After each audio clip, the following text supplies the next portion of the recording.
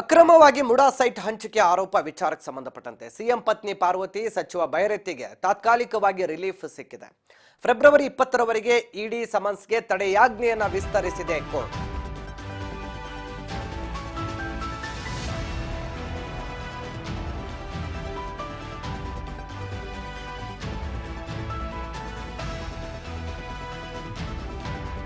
ಅಕ್ರಮವಾಗಿ ಮುಡಾ ಸೈಟ್ ಹಂಚಿಕೆ ಆರೋಪ ವಿಚಾರಕ್ಕೆ ಸಂಬಂಧಪಟ್ಟಂತೆ ಸಿಎಂ ಪತ್ನಿ ಪಾರ್ವತಿ ಹಾಗೂ ಸಚಿವ ಬೈರತಿ ಸುರೇಶ್ಗೆ ತಾತ್ಕಾಲಿಕವಾಗಿ ರಿಲೀಫ್ ಸಿಕ್ಕಿದೆ.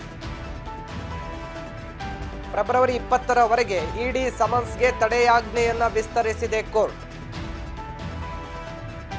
ಇಡಿ ಸಮನ್ಸ್ಗೆ ತಡೆಯಾಜ್ಞೆಯನ್ನ ಹೈಕೋರ್ಟ್ ವಿಸ್ತರಿಸಿರುವಂತದ್ದು. ಈ ಹಿನ್ನೆಲೆ ಅಕ್ರಮವಾಗಿ ಮುಡಾ ಸೈಟ್ ಹಂಚಿಕೆ ಆರೋಪದಲ್ಲಿ ತಾತ್ಕಾಲಿಕವಾಗಿ ರಿಲೀಫ್ ಅನ್ನ ಪಡೆದಿದ್ದಾರೆ ಸಿಎಂ ಪತ್ನಿ ಹಾಗೂ ಸಚಿವ ಬೈರತಿ ಸುರೇಶ್.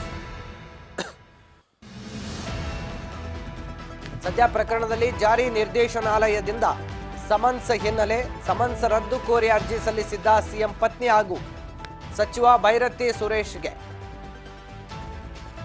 ಕೋರ್ಟ್ ಇಂದ ರಿಲೀಫ್ ಸಿಕ್ಕಿದೆ. ಇಬ್ಬರಿಗೂ ಕೂಡ ಸಮನ್ಸ್ ಜಾರಿ ಮಾಡಿದ್ದ ಇಡಿ ವಿಚಾರಣೆಯ ಹಾಜರಾತಿ ವಿನಾಯಿತಿಯನ್ನು ಕೋರಿ ಕೋರ್ಟ್ ಮೊರೆ ಹೋದಂತ ಸಿಎಂ ಪತ್ನಿ ಹಾಗೂ ಬೈರತಿ ಸುರೇಶ್ಗೆ ಸದ್ಯಕ್ಕೆ ತಾತ್ಕಾಲಿಕ ರಿಲೀಫ್ ಸಿಕ್ಕಿರುವಂತದ್ದು.